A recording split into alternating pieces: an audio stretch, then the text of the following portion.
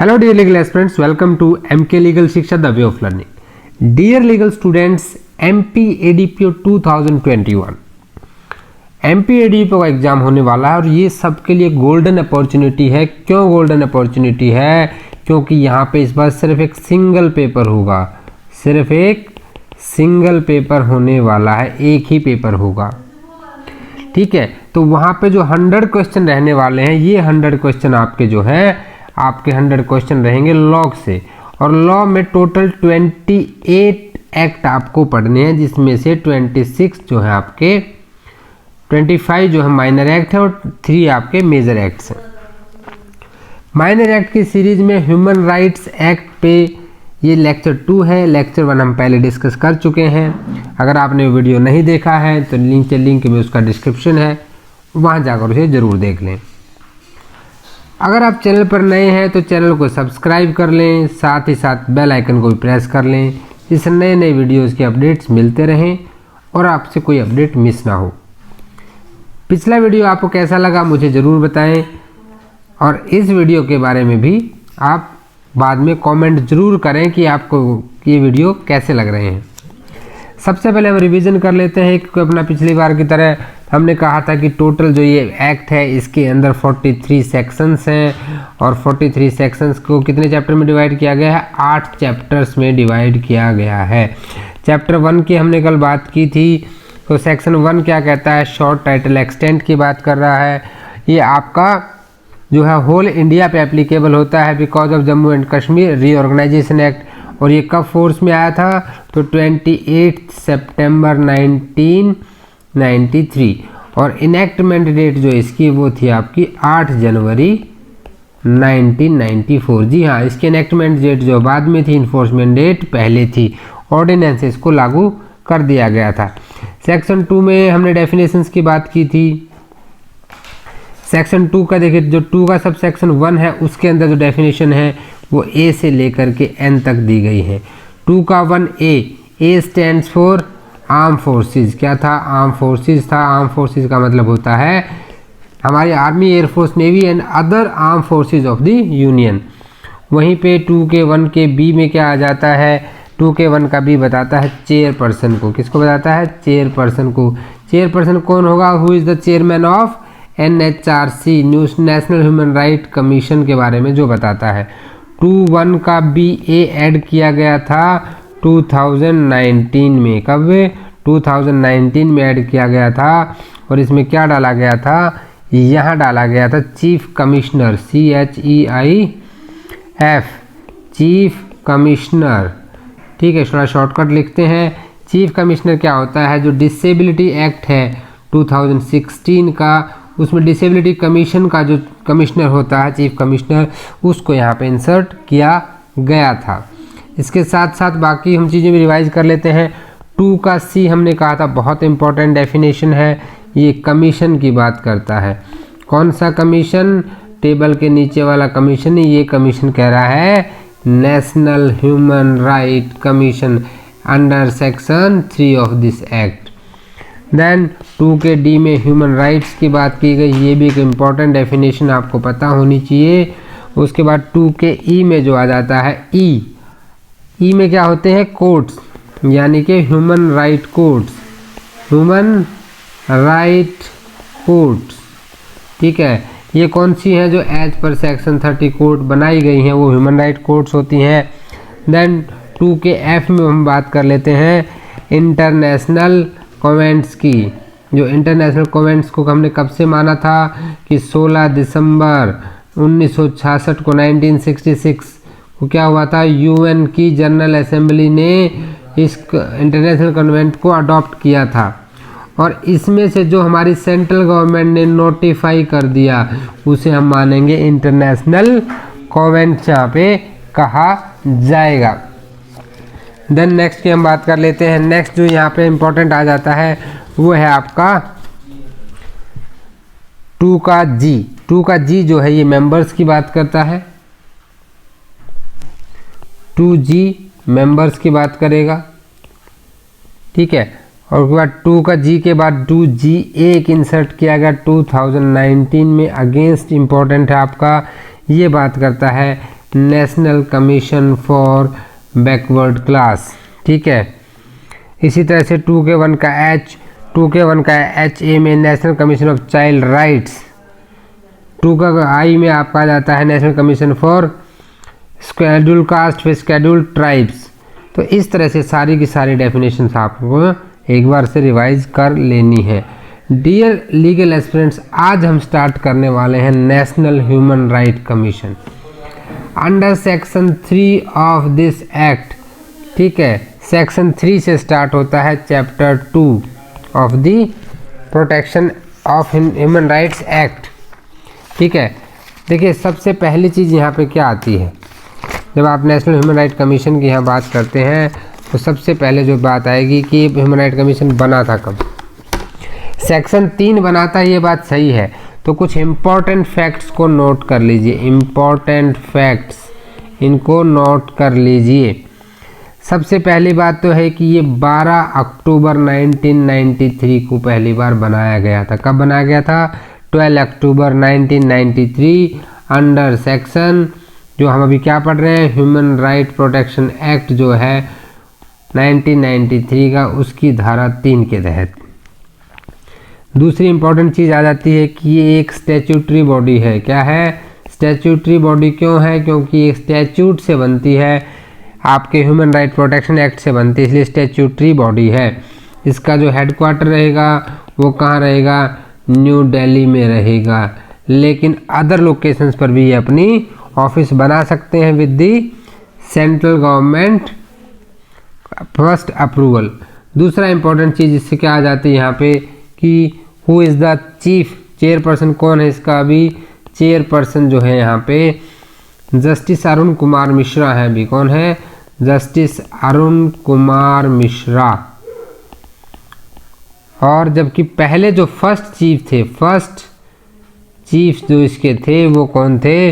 वो थे आपके जस्टिस रंगानाथ मिश्रा। रंगानाथ कमेटी बनी थी, उसी के ये अध्यक्ष थे जस्टिस रंगानाथ, और ये भी मिश्रा थे। ये भी कौन थे? मिश्रा थे भाई। यहाँ पे सब एकदम एक ही टाइटल का गेम चल रहा है। सब फिर आपसे क्वेश्चन पूछ लिया जाता है कभी कभी फर्स्ट वुमेन मेंबर, क्योंकि यहाँ पे अभी तक अध्यक्ष कोई महिला नहीं बन पाई है। तो सबसे पहली जो आपकी वुमेन मेंबर थी वो थी जस्टिस फातिमा बीबी। कौन थी? जस्टिस फातिमा बीबी। ये इनकी फर्स्ट जो है वुमेन मेंबर थी आपके नेशनल ह्यूमन राइट कमीशन की। ये तो हो गया मोटे तौर पे नेशनल ह्यूमन राइट कमीशन के बारे में इम्पॉर्टेंट चीज़ें। अब हमारे बेयर एक्ट में इसका क्या प्रावधान दिया गया है उसकी हम बात कर लेते हैं। तो डियर लीगल एस्पिरेंट, आपने नेशनल ह्यूमन राइट कमीशन के बारे में इम्पॉर्टेंट चीज़ों को जाना। स्टैट्यूटरी बॉडी है बिकॉज स्टैट्यूट की वजह से बनती है। 12 अक्टूबर 1993 को ह्यूमन राइट एक्ट के सेक्शन 3 के तहत इसको बनाया गया था। फर्स्ट जो इसके चीफ थे वो जस्टिस रंगनाथन मिश्रा जी थे, और अभी करंट में जस्टिस अरुण कुमार मिश्रा हैं। फर्स्ट वुमेन मेंबर इसकी रही हैं जस्टिस फातिमा बीबी, जो कि सुप्रीम कोर्ट की भी पहली महिला जज रही हैं। अब हमारे ह्यूमन राइट प्रोटेक्शन एक्ट में इसका हम देखते हैं कि क्या प्रोविज़न दिया गया है। नेशनल ह्यूमन राइट कमीशन, इसी के लिए ये एक्ट बनाया गया था। देखिए इसका डिवीज़न यहाँ पे कैसे रहेगा कि आप चैप्टर 2, चैप्टर 3 और चैप्टर 4 ये जो है specifically national human right commission की बात करते हैं। सेक्शन 3 से लेके सेक्शन 11 तक जो है आपका चैप्टर 2 आता है, जो इसके कॉन्स्टिट्यूशन यानी कि फॉर्मेशन की बात करता है। How we will constitute, how we will form the NHRC, कैसे बनाएंगे। उसके बाद चैप्टर 3 में सेक्शन 12 से लेकर के सेक्शन 16 तक जो प्रावधान दिए गए हैं ये इसके फंक्शंस की बात करते हैं, functions of NHRC and its powers. Then chapter 4 deals with the section 17 to section 20। ये यहाँ पे बात करता है अबाउट दी प्रोसीजर। प्रोसीजर क्या रहेगा यहाँ पे, पेमेंट्स कैसे रहेंगी, वेजेस क्या रहेंगे, तो उस तरह की सारी चीज़ों की चर्चा यहाँ पे की जाती है। तो यहाँ तक हम कवर करने वाले हैं अपना नेशनल ह्यूमन राइट कमीशन। इसके बाद स्टेट जो ह्यूमन राइट कमीशन है वो आ जाता है। सबसे पहले तो बात करेंगे फॉर्मेशन की। फॉर्मेशन के लिए एक फार्मूला यहाँ पे चलता है, जब NHRC बनाना हो, ठीक है, NHRC कहाँ पे है? दिल्ली में इसका हेडक्वार्टर है। तो इसके लिए एक 1 + 5 + 7 का फॉर्मूला आपको याद रखना है। कौन सा फार्मूला? 1 + 5 + 7 का एक फार्मूला आपको यहाँ पे याद रखना है। देखिए 1+ मीन्स एक चेयरपर्सन होगा, 5 उसके मेंबर होंगे और 7 जो है उसमें एक्स ऑफिशियो मेंबर्स होंगे। एक्स ऑफिशियो क्यों होंगे? क्योंकि हमने प्रीवियस वीडियो में टोटल, आपको ध्यान होगा, 7 कमीशंस की बात की थी, ठीक है, जिसमें चीफ कमिश्नर भी आते हैं ऑफ डिसेबिलिटी कमीशन के। तो उन 7 कमीशंस के जो चेयरपर्सन हैं वो भी इसके मेंबर रहने वाले हैं। तो ये जो मेंबर्स कौन होंगे, कैसे होंगे, ये प्रावधान दिया गया है सेक्शन 3 के अंदर, ठीक है। तो सेक्शन 3 की स्टडी कर लेते हैं हम एक बार। सारे सेक्शन पे हम ज़्यादा टाइम वेस्ट नहीं करेंगे क्योंकि एग्ज़ाम के लिए आपके को 25 माइनर एक्ट्स पढ़ने हैं। 25 माइनर बहुत हो जाते हैं, मेजर की तो बात ही अलग है। अब विदाउट डिले हम स्टार्ट करते हैं सेक्शन 3। तो आप डायरेक्ट खोल लें सेक्शन 3। जब आप खोलते हैं तो आपके सेक्शन 3 का देखिए सब सेक्शन 1 क्या कहता है। मैं आपको सिर्फ जिस्ट बताऊंगा, सेक्शन आप खुद पढ़ लेंगे, आपको पूरे की पूरी चीज़ क्लियर हो जाएगी। सेक्शन 3 की सब सेक्शन 1 से एक ही क्वेश्चन आता है, who will constitute the NHRC। Then who will constitute? Central government. कौन? आपकी सेंट्रल गवर्नमेंट जो है वो इसे बनाती है। कौन बनाती है? सेंट्रल गवर्नमेंट बनाती है। सेक्शन 3 की धारा 2 जो है, सब सेक्शन 2 क्या कहता है? यहाँ पे सब सेक्शन 2 कहता है कि इसके अंदर कैसे कैसे लोग होंगे, यानी कि यहाँ पे एक चेयरमैन होगा। कौन होगा? चेयरमैन होगा। और इस चेयरमैन की खासियत है कि 2019 के अमेंडमेंट में यहाँ एक अमेंडमेंट कर दी गई है। पहले यहाँ पे 2019 से पहले जो है सिर्फ फॉर्मर CJI होते थे, यानी कि former chief justice of the India, supreme court के जो चीफ जस्टिस हैं वही होते थे। अभी क्या हो गया है कि अभी आपके फॉर्मर यानी कि रिटायर्ड जो CJI हैं, चीफ जस्टिस ऑफ इंडिया हैं, वो हो सकते हैं। और 2019 में ऐड कर दिया गया कि जो आपके फॉर्मर जजेस ऑफ सुप्रीम कोर्ट हैं, फॉर्मर जजेस ऑफ सुप्रीम कोर्ट हैं, वो भी यहाँ पे आपके चेयरमैन बन सकते हैं। तो चेयरमैन कौन बन सकते हैं? फॉर्मर CJI एंड फॉर्मर जजेस ऑफ सुप्रीम कोर्ट। ये क्यों इम्पोर्टेंट है? क्योंकि ये 2019 में ऐड किया गया है, ठीक है। यानी कि सेक्शन 3 का सब सेक्शन 2 कहता है कि कौन कौन होगा, कौन कौन होगा, क्या होगा? चेयरमैन। चेयरमैन कौन होगा हमने बात कर ली। अभी हम बात करने वाले हैं मेंबर की। मैंने आपको फॉर्मूला बताया था, क्या था? 1 + 5 + 7 जाना है। तो ये +7 यहाँ नहीं आएगा, यहाँ 1 + 5 का ही डिस्कशन हम करने वाले हैं। तो मेंबर कितने होंगे? टोटल 5 मेंबर यहाँ पे होंगे। ये 5 मेंबर जो हैं, इनमें से एक जो मेंबर होंगे वो आपके वर्किंग या रिटायर्ड जज ऑफ सुप्रीम कोर्ट हो सकते हैं। फर्स्ट मेंबर कौन होंगे? आपके वर्किंग भी हो सकते हैं या फिर आपके रिटायर्ड भी हो सकते हैं। कहाँ? सुप्रीम कोर्ट के जज, ठीक है। दूसरा मेंबर यहाँ पे कौन होगा कि जो चीफ जस्टिस हैं, कहाँ के? हाई कोर्ट के, ठीक है। हाई कोर्ट के चीफ जस्टिस ये भी वर्किंग हो सकते हैं या रिटायर्ड हो सकते हैं, ठीक है। ये भी यहाँ पे रहेंगे। और जो ये तो हो गए 2 मेंबर, और जो बाकी मेंबर बच गए टोटल ये 3 मेंबर्स जो हैं आपके, तीनों मेंबर जो हैं ह्यूमन राइट एक्सपर्ट होंगे। क्या होंगे? ह्यूमन राइट्स एक्सपर्ट्स होंगे, जो ह्यूमन राइट्स के फील्ड में जिन्होंने कुछ अचीवमेंट की है। लेकिन यहाँ एक चीज़ ऐड कर दी कि 2019 में इसमें एक महिला होनी कंपलसरी है, ठीक है, वुमेन। एक वुमेन का होना इन 3 मेंबर्स में से, यानी 2 + 1 रहेगा। और ये जो 1 है ये कंपलसरी वुमेन होनी चाहिए, एक महिला होनी चाहिए। ये भी 2019 में ऐड हुआ है, तो इसको भी नोट कर लें, ठीक है। ये होगी आपकी धारा 2। 3 का उपधारा 2। ठीक है, अभी देखिए यहाँ तक तो हो गया 1+5 वाला फार्मूला, बट हमने तो कहा था कि 1+5 नहीं, हमारे पास तो 1+5+7 है। तो इस 7 के बारे में हम नेक्स्ट वीडियो में बात कर लेते हैं। देखिए 1+5 आपका कहाँ से मिला, सेक्शन 3 के सब सेक्शन 2 से मिला। अब ये जो 1+5 तो वहाँ से आ गया है, अब +7 कहाँ से आएगा, +7 आएगा सेक्शन 3 की धारा 3 से। ठीक है, अब हमने कहा था कि 7 एक्स ऑफिशियो मेंबर्स होंगे। एक्स ऑफिशियो क्यों कहा मैंने, एक्स ऑफिशियो का मतलब होता है जब ये व्यक्ति एक ही समय पे किन्हीं 2 पदों को संभालता है तो उसे एक्स ऑफिशियो कहा जाता है। अब इसमें कौन कौन होंगे देखिए आप, सबसे पहले कौन होगा, सबसे पहले आपका होगा इसमें चीफ कमिश्नर। कौन होगा, चीफ कमिश्नर फॉर, किसका होगा, जो कहाँ होता है, डिसेबिलिटी कमीशन का होता है। किसका, डिसेबिलिटी कमीशन का जो होता है। डिसेबिलिटी कमीशन एक एक्ट है, the person with disability act है 2016 का। अब ये आपको ध्यान होगा यहीं से कि ये जो चीज़ ऐड की गई थी ये भी 2019 में धारा 2 के सबसे धारा 1 के क्लॉज बी ए में, ठीक है, section B sub section 1 clause B A में चीफ कमिश्नर की एक डेफिनेशन वहाँ पे डाली गई थी। ठीक है, दूसरे की बात कर लेते हैं। सेकंड यहाँ पे हमारा कौन आ जाता है कि जो नेशनल कमीशन, एनसी यानी कि नेशनल कमीशन फॉर माइनॉरिटीज़ जो होगा, क्या होगा, माइनॉरिटीज़ यहाँ पे जो होगा। उसके बाद आ जाइए, तीसरा आपका आ जाता है national commission for scheduled caste, national commission for scheduled tribes.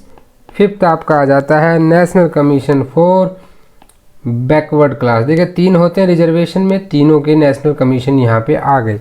ठीक है, उसके बाद क्या बच गया, देखिए चाइल्ड और वुमेन, तो 6th आ जाता है national commission for child protection.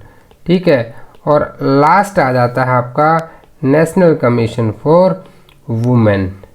तो ये जो आपके 7 यहाँ पे 7 टोटल कमीशंस हैं, इनके जो चेयरमैन होंगे those will be ex officio members of the national human right commission.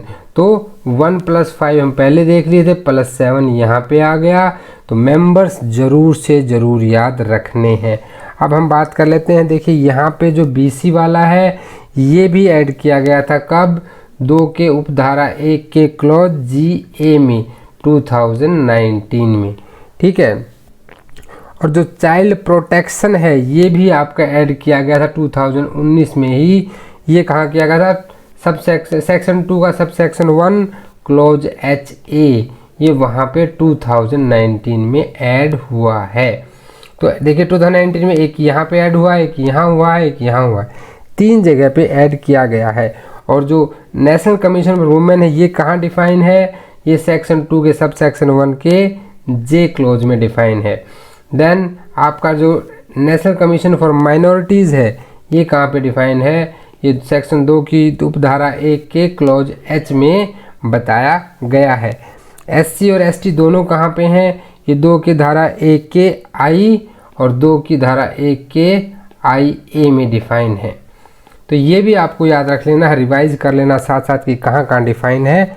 तो ये सब मेंबर्स मिलके 1+5+7 मेंबर मिलके नेशनल ह्यूमन राइट कमीशन बनाएंगे। ठीक है, तो यहाँ तक कोई डाउट आपको, आई होप यहाँ तक आपको चीज़ें क्लियर हो गई होंगी। चलिए अब आगे चलते हैं, सेक्शन 3 की जो सब सेक्शन है उसका 4, सेक्शन 3 सब सेक्शन 4 यहाँ पे क्या कहता है कि इसी में एक जनरल सेक्रेटरी होगा। कौन होगा, जनरल सेक्रेटरी होगा। और ये कौन होगा, किसका, ऑफ कमीशन, किसका, कमीशन का। एंड ही शैल बी, ये क्या होगा, shall be CEO, CEO chief executive officer, chief executive officer यहाँ पे ये होगा। एंड यहाँ पे भी 2019 में एक अमेंड की गई, नीचे 2019 की अमेंडमेंट में बात कर लेता हूँ। पहले था कि जो ये जनरल सेक्रेटरी है ये अपने एडमिनिस्ट्रेटिव और फाइनेंशियल पावर्स को यूज कर सकता था, बट यहाँ 2019 में एक लाइन ऐड की गई कि he shall subject to control of chairperson, control of chairperson. तो यहाँ पे ये जो लाइन है subject to control of chairperson, ये यहाँ पे ऐड की गई कि ये अपनी सारी जितनी भी जो है आपकी एडमिनिस्ट्रेटिव पावर्स, एडम पावर्स और आपकी फाइनेंस पावर, फाइनेंशियल पावर्स को यूज कर सकता है, एक्सेप्ट, एक्सेप्शन यहाँ याद रखना है कि जुडिशियल फंक्शन को ये आप नहीं यूज कर सकता है, जुडिशियल फंक्शंस को। And power to make the जो रेगुलेशंस है अंडर सेक्शन 40B वो भी यहाँ पे यूज नहीं कर सकता है। तो आई होप आपको धारा जो 3 का 4 है ये भी अच्छे से क्लियर हो गया होगा। चलिए अब नेक्स्ट पे चलते हैं हम लोग। अभी चलते हैं सेक्शन 3 की धारा 5 के ऊपर। ये क्या कह रहा है कि आपका जो हेड क्वार्टर है where it is to be, ये कहाँ होना चाहिए। तो जो हेड क्वार्टर है वो तो होगा आपका दिल्ली के अंदर, बट आफ्टर सेंट्रल गवर्नमेंट के जो अप्रूवल है, सेंट्रल गवर्नमेंट के अप्रूवल के बाद कहीं पर भी अपने office anywhere in India commission खोल सकता है। ठीक है, तो ये हो गया आपका सेक्शन 3 का सब सेक्शन 5। तो ठीक है, अब फटाफट इसको एक बार रिवाइज कर देते हैं कि 3 का सब सेक्शन 1 क्या कहता है। धारा 1 कहती है कि हु विल कॉन्स्टिट्यूट, तो सेंट्रल गवर्नमेंट विल कॉन्स्टिट्यूट। धारा 2 ये कहती है कि भी जो मेंबर होंगे कौन कौन होगा, भाई एक होगा आपका चेयरमैन, 1 चेयरमैन, और चेयरमैन कौन होगा आपका जो रिटायर्ड चीफ है। ठीक है, CJI जो है फॉर्मर CJI या फिर और फॉर्मर जज कहाँ के, सुप्रीम कोर्ट के चेयरमैन बन सकते हैं। 5 मेंबर्स होंगे, कितने होंगे, 5 मेंबर्स होने वाले हैं। 5 मेंबर्स में से जो आपका एक रहेगा वो रहेगा वर्किंग या फिर रिटायर्ड जज। ठीक है, वर्किंग होता है, रिटायर्ड हो सकता है। जज है सुप्रीम कोर्ट का। Chief justice of high court ये भी जो है आपका वर्किंग भी हो सकता है और रिटायर्ड भी हो सकता है। और जो 3 मेंबर बच जाएंगे इसमें से 3 मेंबर जो है, एक कंपलसरी वुमेन होगी, ठीक है, और कोई 2 मेंबर और हो सकते हैं। और ये सब जो है आपके ह्यूमन राइट एक्सपर्ट्स होने चाहिए। इनके अलावा उपधारा 3 ये कहती है कि 7 जो हैं जो कमीशन है उनके एक्स ऑफिशियो मेंबर्स भी रहेंगे। और धारा 4 क्या कहती है, उपधारा 4 कि जनरल सेक्रेटरी जो है he shall be the chief executive officer, और वही subject to control of chairperson सारे काम वहाँ पे करेगा। 5 कहते हैं हेडक्वार्टर कहाँ होगा, दिल्ली में होगा, बट सेंट्रल गवर्नमेंट की परमिशन से कहीं और भी अपने ऑफिस खोले जा सकते हैं। आई होप आपको सेक्शन 3 में कोई डाउट नहीं रहा होगा। अगर कोई भी डाउट है तो प्लीज़ मुझे बताएं, कमेंट करें, उसको हम दोबारा से डिस्कस करेंगे। एग्ज़ाम पॉइंट ऑफ व्यू के लिए काफ़ी इंपॉर्टेंट है, इसीलिए इस पर मैंने थोड़ा सा समय भी लिया है। अभी हम लोग सेक्शन 4 की बात कर लेते हैं। सेक्शन 4 में जो बात कही गई है यहाँ पे देखिए, सेक्शन 4 सीधी सी एक बात कह रहा, 2 ही सब सेक्शन है यहाँ पे। सेक्शन 4 का सब सेक्शन 1 देखिए क्या कहता है कि appointment of chairman and other member, appointment कैसे होंगी, this is also most important. क्यों मोस्ट इम्पॉर्टेंट है, क्योंकि यहाँ से कई बार चीज़ें पूछी जाती हैं। देखिए यहाँ पे क्या है कि जो चेयरमैन है, कौन, चेयरमैन की अपॉइंटमेंट जो और मेंबर्स की कौन करेगा, प्रेसिडेंट करेंगे। कौन करेंगे, हमारे प्रेसिडेंट करेंगे। बाई वारंट, कैसे करेंगे, बाई वारंट करेंगे, under his hand and seal, under his hand and seal. भाई अपनी सिग्नेचर और सील के द्वारा प्रेसिडेंट को करना है चेयरमैन और मेंबर्स का यहाँ पे सिलेक्शन। लेकिन क्या ये डायरेक्ट कर देंगे, नहीं, he will appoint on the recommendation, ठीक है, रिकमेंडेशन आएगी, सिफारिश लगेगी। किसकी सिफारिश लगेगी? एक कमेटी यहाँ बनाई जाती है, कितने मेंबर्स की? 6 मेंबर कमेटी एक होती है, 6 मेंबर जो है कमेटी यहाँ पे होती है, उसके सिफारिश पे ये करेगा। अब इस 6 मेंबर कमेटी क्या होती है? तो इसका एक चेयरमैन होता है, इसमें भी चेयरमैन कौन होते हैं? PM Narendra Modi ji, prime minister जो है वो इसके चेयरपर्सन होते हैं। और अगर मेंबर्स की मैं बात कर लूँ तो स्पीकर ऑफ लोकसभा, ठीक है, स्पीकर थोड़ा शॉर्टकट लिख रहा हूँ, ऑफ लोकसभा, ठीक है। उसके बाद डिप्टी चेयरमैन, कौन?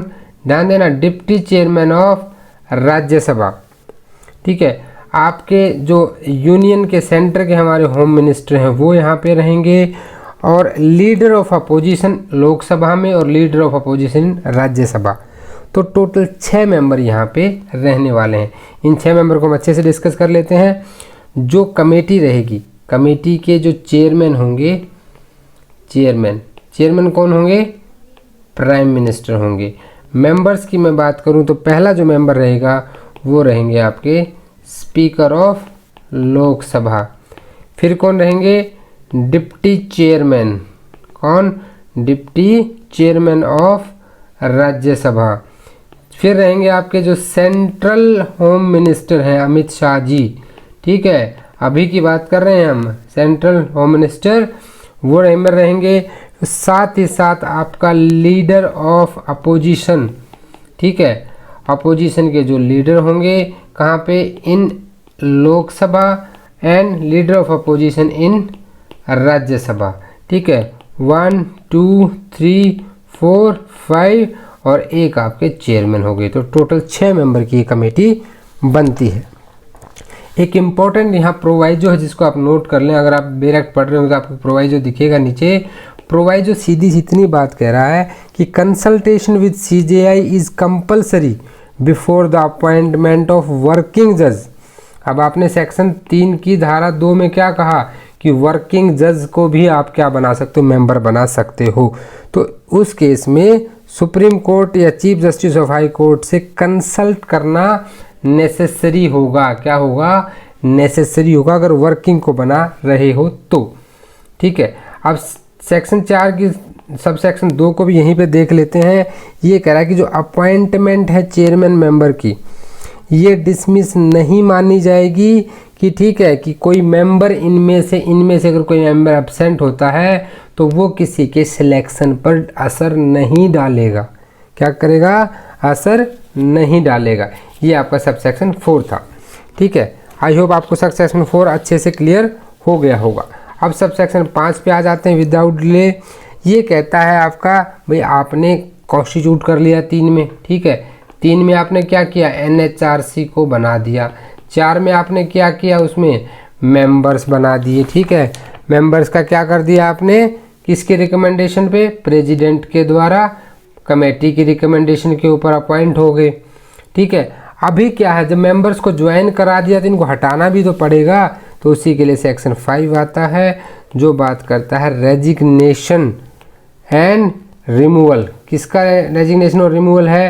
भाई आपके चेयरमैन और मेंबर्स का। तो जो रेजिग्नेशन हमेशा दिया जाता है वो प्रेसिडेंट को दिया जाता है। किसको दिया जाता है? प्रेसिडेंट को रिटन फॉर्म में दिया जाता है। यही आपकी 5 की उपधारा 1 है, सेक्शन 5 का सब सेक्शन 1 है। उसके बाद सेक्शन 5 का सब सेक्शन 2 क्या कहता है कि प्रेसिडेंट इनको रिमूव भी कर सकता है, ठीक है। कैसे रिमूव करेगा? That subjected to the grounds given in sub section 3 of section 5। President इनको रिमूव कर सकता है किसी भी चेयरमैन को, ठीक है, या किसी चेयरमैन को भी कर सकता है और वह उनके मेंबर्स को भी किया जा सकता है, ठीक है। From the post on the ground of misconduct and incompetence. तो ऐसे में लेकर का डायरेक्ट रिमूव कर देगा। भाई आप थोड़ा सा ठंडे दिमाग से सोचिए कि क्या प्रेसिडेंट को लगा कि ये तो सही नहीं है तो क्या उसको डायरेक्ट रिमूव कर देगा? नो। प्रेसिडेंट यहाँ पे क्या करेंगे कि प्रेसिडेंट यहाँ पे जो उनको रीज़न लगते हैं वो सुप्रीम कोर्ट को भेजा जाएगा। किसको भेजा जाएगा? सुप्रीम कोर्ट को भेजेगा और सुप्रीम कोर्ट उसमें क्या कराएगा, एक इन्वेस्टिगेशन कराएगा। क्या कराएगा, इन्वेस्टिगेशन कराएगा। और अगर इन्वेस्टिगेशन में सुप्रीम कोर्ट को ये लगता है कि एलिगेशन सच है तो फिर वो एडवाइस करेगा। सुप्रीम कोर्ट क्या करेगा, एडवाइस करेगा आफ्टर इन्वेस्टिगेशन किसको, प्रेसिडेंट को। अगर भाई सही लगता है तो प्रेसिडेंट उनको रिमूव कर सकता है, अदरवाइज उनको पोस्ट पे रखा जा सकता है। अभी हम कह रहे हैं कौन से ग्राउंड है ऐसे, किन ग्राउंड्स की ये बात कर रहा है उनकी बात कर लेते हैं। देखिए सेक्शन 5 के सब सेक्शन 3 में कुछ ग्राउंड दिए गए हैं। अगर उसे इंसॉल्वेंट डिक्लेयर कर दिया जाए, क्या कर दिया जाए, इंसॉल्वेंट डिक्लेयर हो जाए, अपने टेन्योर के दौरान, ड्यूरिंग हिज टेन्योर क्या करे, कोई दूसरा बिजनेस करने लग जाए, दूसरा बिजनेस या प्रॉफिटेबल पोस्ट पे अगर वो हो तो नहीं होगा।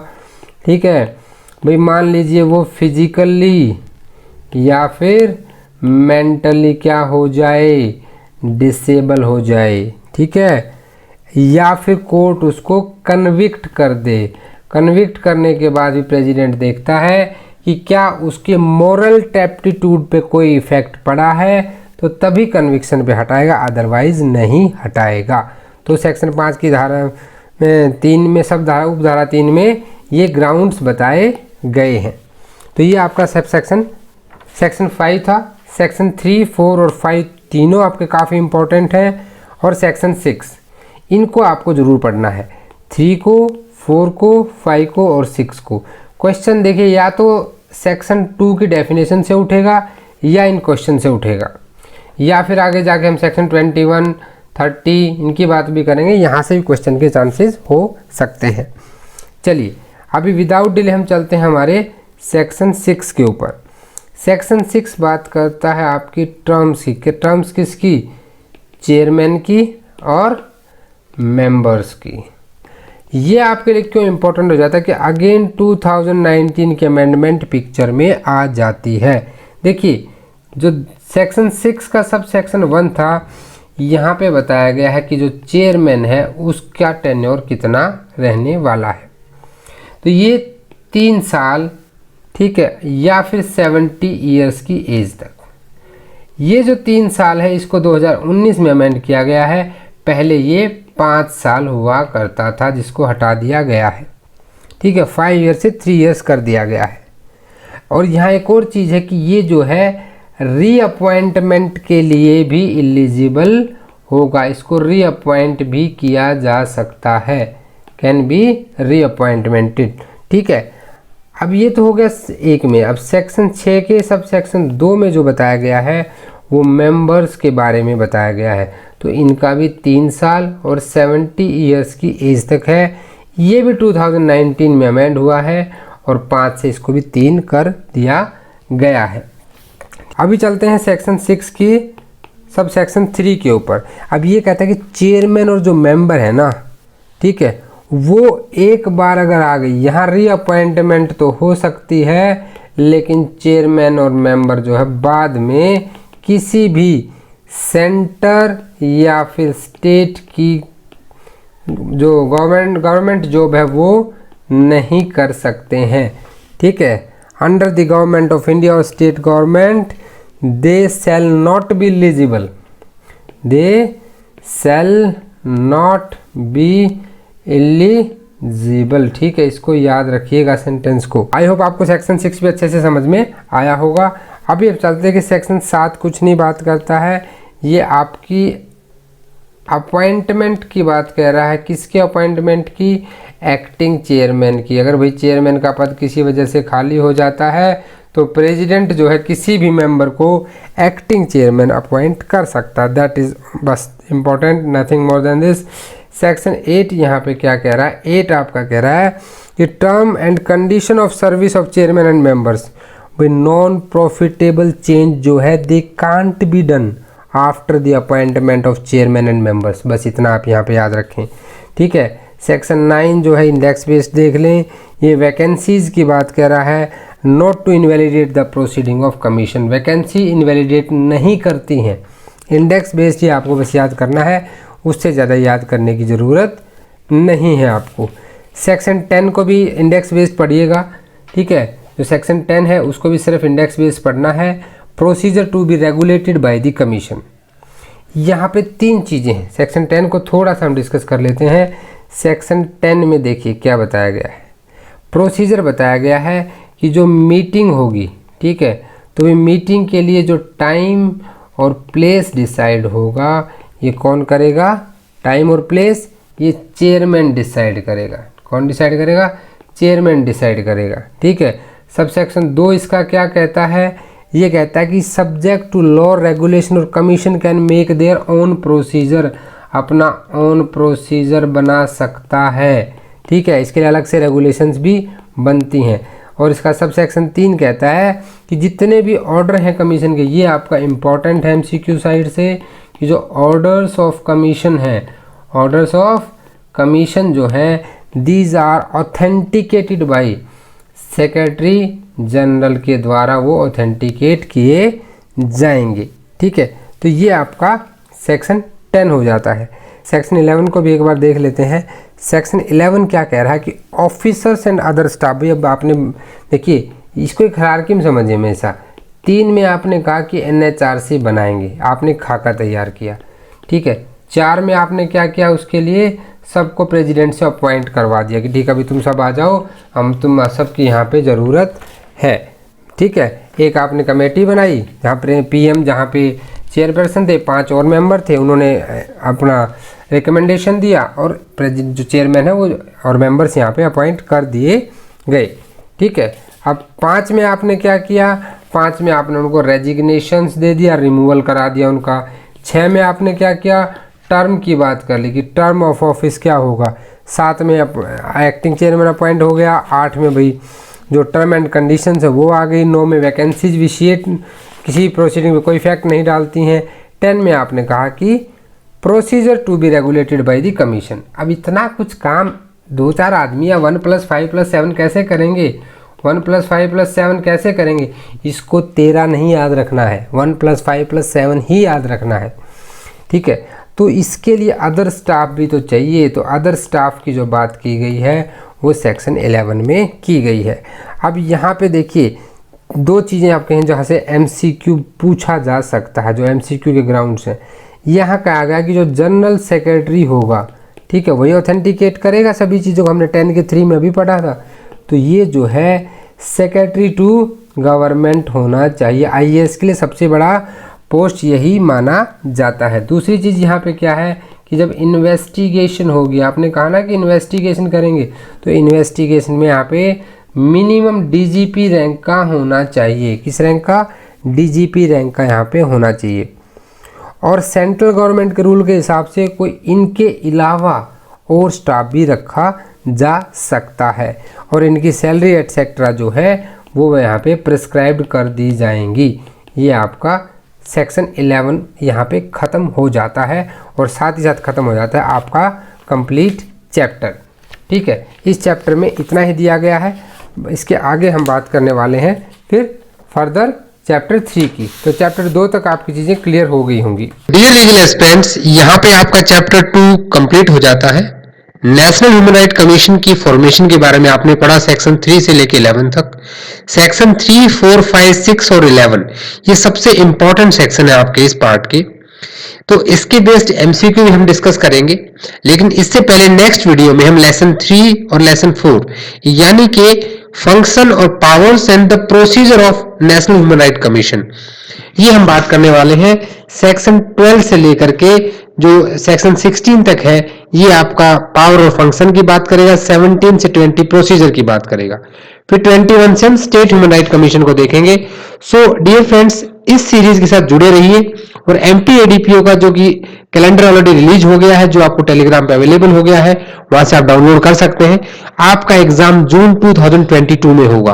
तो almost you have 7 months and we will cover all the legal subjects of all 28 3 major and 25 minor acts. अगर वीडियो आपको अच्छा लगा है तो लाइक कर दें, शेयर करें, चैनल को सब्सक्राइब खुद भी करें और अपने फ्रेंड्स को भी सजेस्ट करें। आपकी कोई भी एडवाइस, सजेशंस, प्लीज इम्प्रूव कराइए हमें भी, क्योंकि आप ही के सजेशन से हम अपने आप को इम्प्रूव कर सकते हैं। तो आप मुझे मेल कर सकते हैं mklegalshiksha@gmail.com पर। आप टेलीग्राम चैनल को ज्वाइन करें, जहां पे एवरी अपडेटेड इंफॉर्मेशन आपको मिलती रहती है। जैसे ही कैलेंडर रिलीज किया है एमपीपीएससी ने, वो सेम जो एग्जाम कैलेंडर है वो हमने टेलीग्राम ग्रुप में शेयर कर दिया था, और वहां पे क्वेश्चन पोल भी हम करते रहते हैं।